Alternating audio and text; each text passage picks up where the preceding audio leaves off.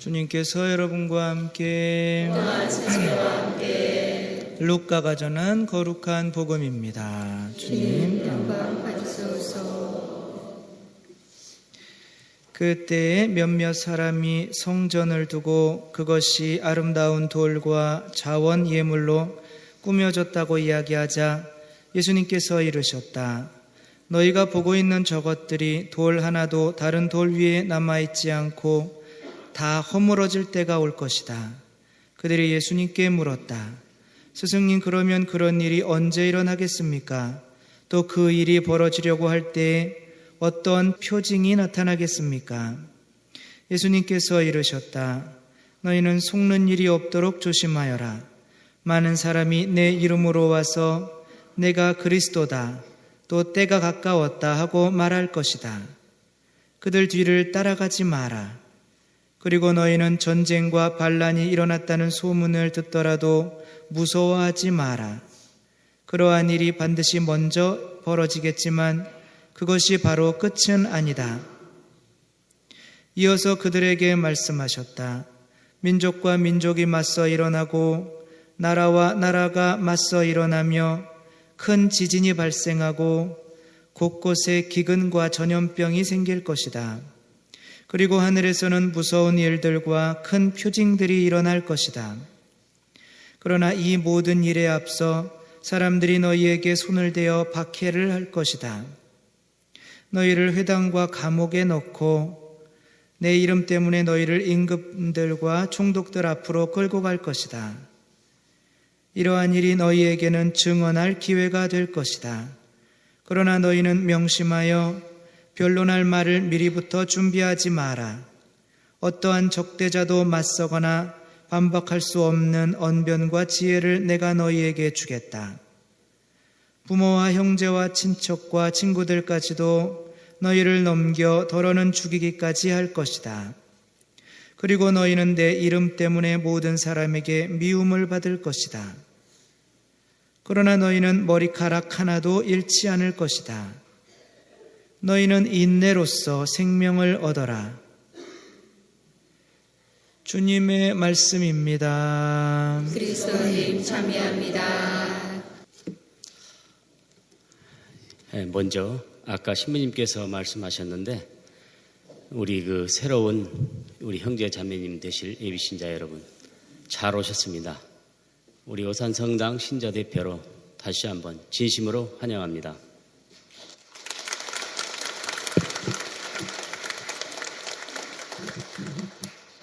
오늘 강론 주제는 영상에 떠 있는 것처럼 서로 사랑하며 평화의 길로 나아갑시다입니다. 그리스도와 일치, 성모님을 통하여. 그리스도와 일치, 성모님을 통하여. 그리스도와 일치, 성모님을 통하여. 친애하는 형제 자매 여러분, 안녕하십니까? 안녕하세요. 본당 사목평의 회장을 맡은 최용유 요한사도입니다. 연중 제33주일인 오늘 46번째 평신도 주일을 맞이할 수 있게 해주신 하느님께 교회 공동체와 함께 찬미와 영광과 감사를 드립니다. 우리 고구는 지난 10월 3일 수원 월드컵 경기장에서 수많은 국내외 기빈들을 모시고 4만여 명의 교구민들이 함께 참여한 가운데 교구 설정 50주년 기쁨의 해 기념 행사를 성공리에 개최하였습니다. 이 자리에서 우리는 교구 신년의 감동을 만끽하며 수원 교구민의 살아있는 신앙의 열정을 체험할 수 있었습니다. 저를 비롯해서 이 기념 행사에 참여하신 모든 분들이 수원 교구민이라는 것에 대하여 자부심을 느낄 수 있는 뜻깊은 행사였다고 생각합니다.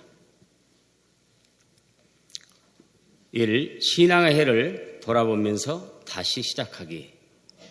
교회는 제2차 바티칸 공의회 개막 50주년이 된 지난해 10월 11일부터 올해 연중 마지막 주일인 11월 24일 그리스도왕 대축일까지 신앙의 해를 지내고 있습니다. 이 신앙의 해가 다음 주에 막을 내립니다. 이 한 해는 교구 설정 50주년 희년과 함께 거행되면서 우리에게 더욱 의미가 깊었습니다. 교구장 주교님께서는 2012년 10월 5일 신앙의 해와 교구 희년의 시작을 알리는 수원 교구 설정 50주년 및 신앙의 해 개막미사를 성대히 거행하시면서 교구민의 신앙 지표인 사목교서, 교회와 신앙을 발표하셨습니다. 우리는 교구장 주교님께서 사목교서를 통해 권고하신 바에 따라 그리스도 안에서 영적 쇄신을 위해 영성운동 잘 섬기겠습니다에 대하여 참여하고 올해 특별히 마련된 여러 신심 행사와 기도운동, 실천운동에 참여하며 우리의 신앙을 다졌습니다.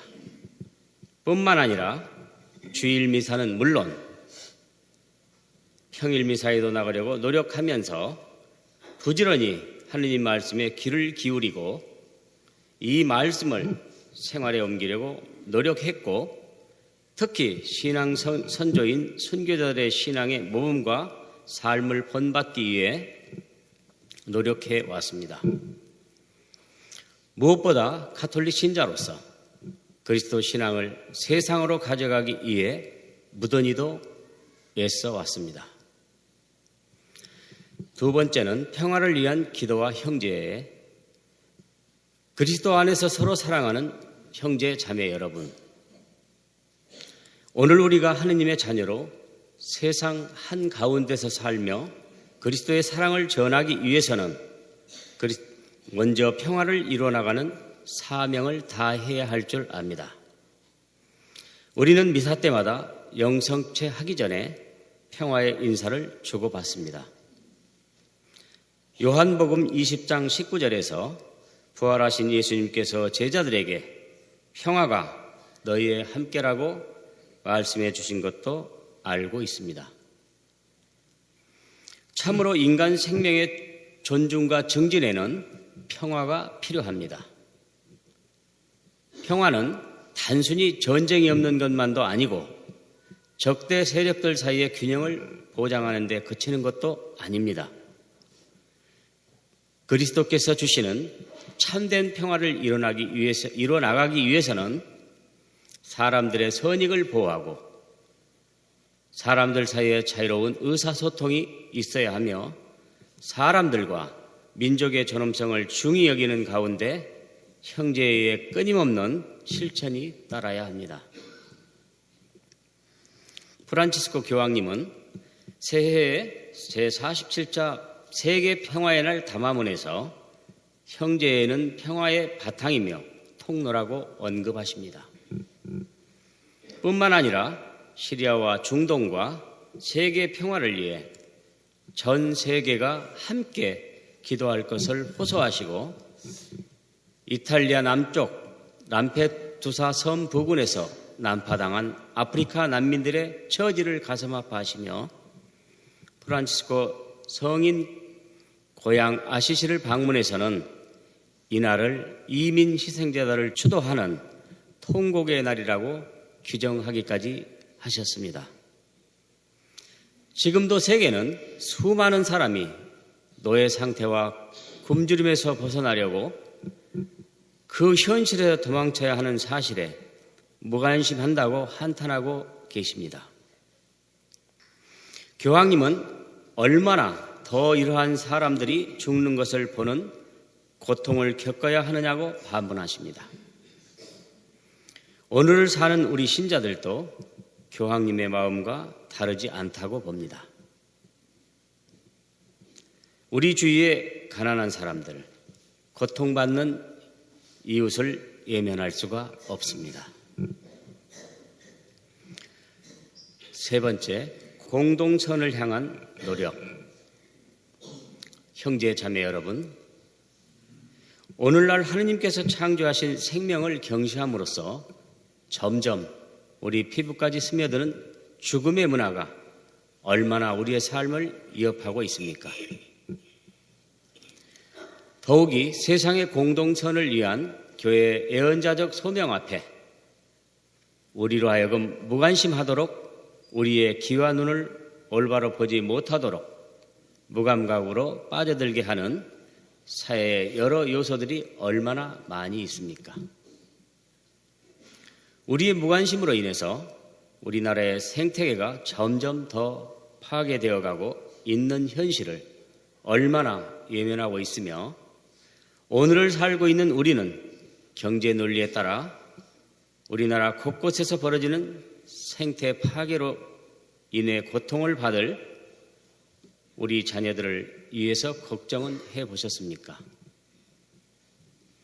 오늘날 교회가 하느님의 뜻을 실현하기 위해서 사회 정의에 관해서 많이 강조하고 있는 것은 현세 질서의 개선이란 면에서 아주 중요합니다. 특히 진정한 사회 정의는 그리스도인다운 가난의 정신, 나눔의 정신에서 오는 결과입니다. 이 가난과 나눔의 정신은 부자와 가난한 이 모두에게 똑같이 요구되는 것이고, 여기에는 세 가지 원칙을 제시할 수 있습니다. 첫째는 누구든지 자기 재산이라고 해서 자기가 소유자라기보다 관리자로 낮추어야 한다는 원칙입니다. 둘째는 자기 재산을 사용할 때에도 사회의 공동선을 고려해야 한다는 원칙입니다. 셋째, 꼭 필요하지 않은 남은 재산을 가난한 이들과 나눠야 한다는 원칙들을 실제로 적용할 수 있어야 합니다. 분명한 것은 어느 적용 방법이든 복음의 정신과 가치를 반영하지 않으면 안 된다는 점입니다. 마태복음 5장 3절에서 이미 잘 표현되어 있습니다. 행복하여라 마음이 가난한 사람들, 하늘나라가 그들의 것이다. 네 번째, 그리스도와 함께 신앙의 해를 선포하신 베네딕토 16세 교황님은 주님의 말씀이 바르게 퍼져나가 찬양을 받고 이 신앙의 해로 주님이신 그리스도와 우리가 맺은 관계가 더욱 굳건해지기를 바란다고 말씀하셨습니다. 또한 프란치스코 교황님은 신앙의 해를 돌아보며 신앙은 우리의 온갖 어둠을 몰아낼 수 있는 빛이 아니라 밤중에 우리의 발걸음을 인도하는 등불이다라고 말씀하십니다. 신앙의 해를 마감하는 이 시점에서 우리 평신도들은 이 시간뿐만 아니라 오늘도 내일도 영원하신 그리스도의 말씀에 우리의 삶을 일치시켜 세상을 사랑하고 이웃을 사랑하며 세상의 평화와 정의를 위해 일하는 사도가 되어야 할 것입니다. 끝으로 본당 설립 50주년 희년 행사에 적극 참여합시다. 2013년 7월 28일 선포 미사를 시작으로 2014년 9월 21일 기념 미사까지 우리가 해야 할 일들을 몇 가지 말씀드리고자 합니다. 먼저 작년에도 말씀드렸듯이 이미 50주년 기념 행사로 주차장을 마련했고 지금 성당 좌우 유리창에 성유리화를 아직 마무리는 다 안 됐습니다만 마무리를 50주년 설립 기념 미사 전까지 완전히 마무리가 될 것입니다. 지난 9월 8일 혼인갱신식 쉬운 녀석상이 50주년 기념 행사로 이미 행사를 마쳤습니다. 그리고 현재 실시 중인 구역 판공미사 많은 참여와 기도를 부탁드립니다. 그리고 12월 6일에 있을 조봉익 도미니코 부제님 사제 서품이 정자동 주교자 성당에서 있습니다. 많은 관심과 기도를 부탁드립니다. 그리고 10월 8일에는 새 사제께서 오산성당에서 첫 미사를 주례하실 것입니다. 그때에 많은 신자분들은 축하를 해주시기 위해서 교중미사에 많이 참여해 주시고 또 축의금도 들고 오셔서 하느님과 결혼하는 조봉익 부제님의 그 사제 서품을 진심으로 축하해 주시고 2부 행사로 잔치가 있을 것입니다. 잔치에 참여하셔 음식도 많이 맛있게 즐기고 가실 것을 부탁드립니다. 그리고 대림피정이나 사순피정 같은 이런 행사들을 50주년 기념 행사로 실시하는데 본당 출신인 신부님과 이 오산성당을 거쳐가신 재임하셨던 신부님들을 초청해서 강사로 쓰실 것입니다. 그러니까 신자분들이 그때마다 교육이 있을 때마다 많은 참여하여서 50주년 설립 기념 미사까지 우리의 행사에 적극 참여해 주실 것을 당부드립니다.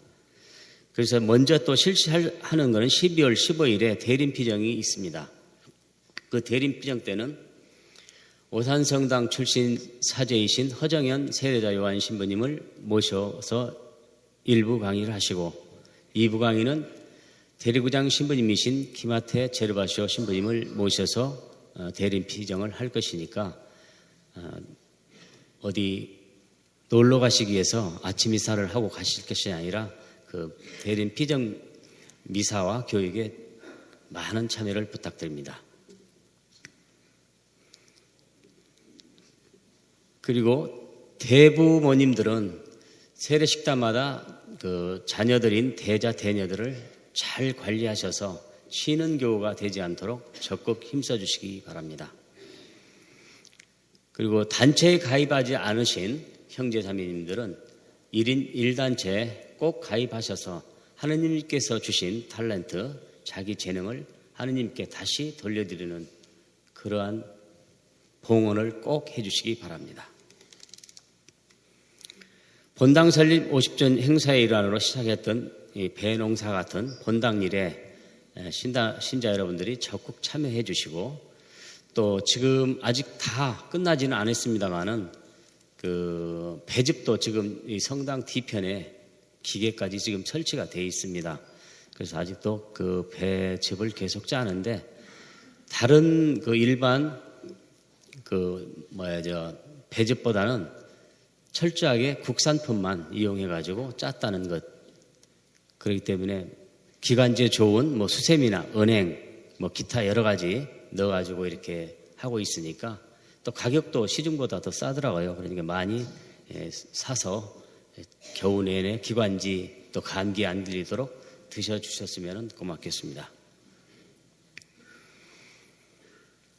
그리고 성경 필사 계속 이어서 하시고 또 성경 읽기, 묵주기도 열심히 해주시기 바랍니다.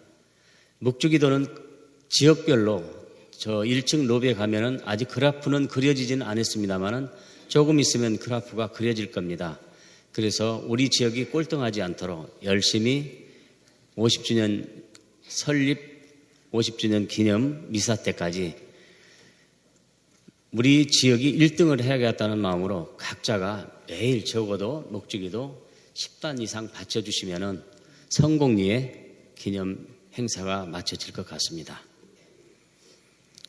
그리고 역사 유물관을 조그만하게 만들 예정인데 본당 가정에서 보유하고 계신 이거는 우리 오산성당의 유물이 될 만하다 이런 것들이 있으면 소장하고 계신 게 있으시면은 본당 사무실로 가져다 주시면은 행사가 끝난 후 다시 그 소장품은 되돌려 드릴 것이니까 혹시 본당에 갖다 주면은 영영 되돌아오지 않을 것인가, 되돌아오지 않는 건 아닌가 그런 염려는 버리시고 가지고 계신 것이 있으시면은 많이 제출들을 해주셨으면 좋겠습니다.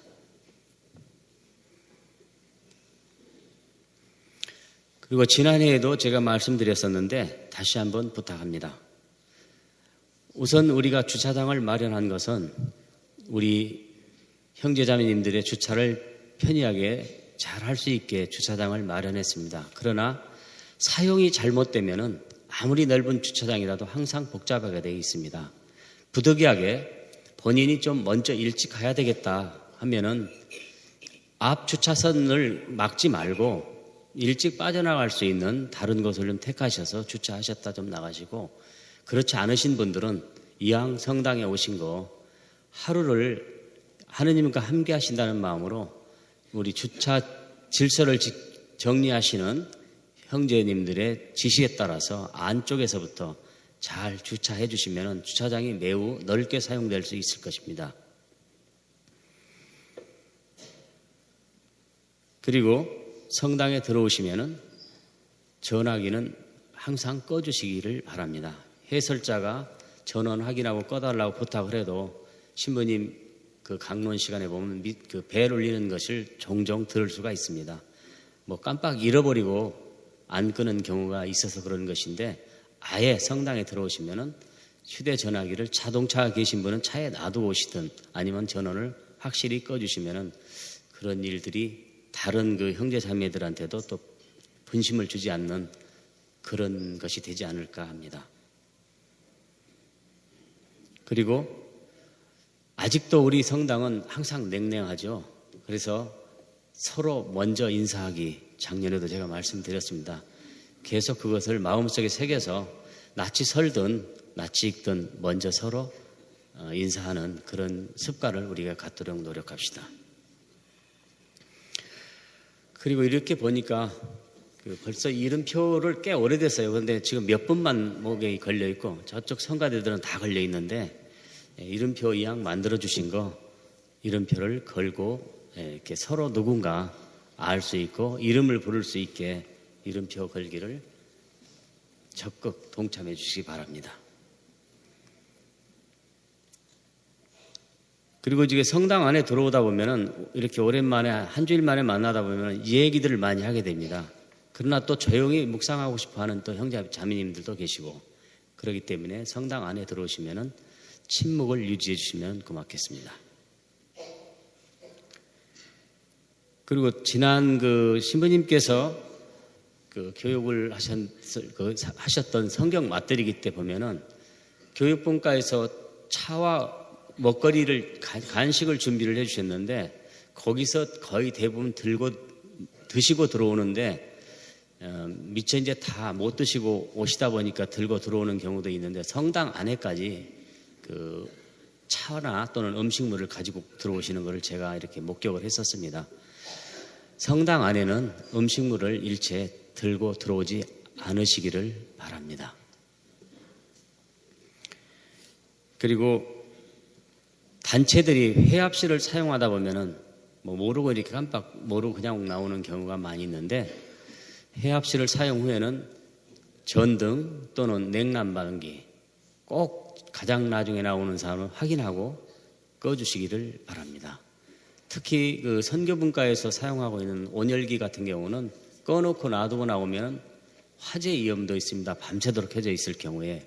혹시 그런 그 사무실 사용하시던 분들은 꺼야 된다는 것을 머릿속에 깊이 새겼다가 전원들을 항상 꺼주시기를 부탁드립니다. 앞서 말씀드린 것들을 복음 정신으로 실천할 때 강론의 주제와 같이 우리 모두는 일치하는 마음으로 서로 사랑하며 평화의 길로 나아가실 수 있을 것입니다. 그리스도와 일치. 성모님을 통하여. 감사합니다.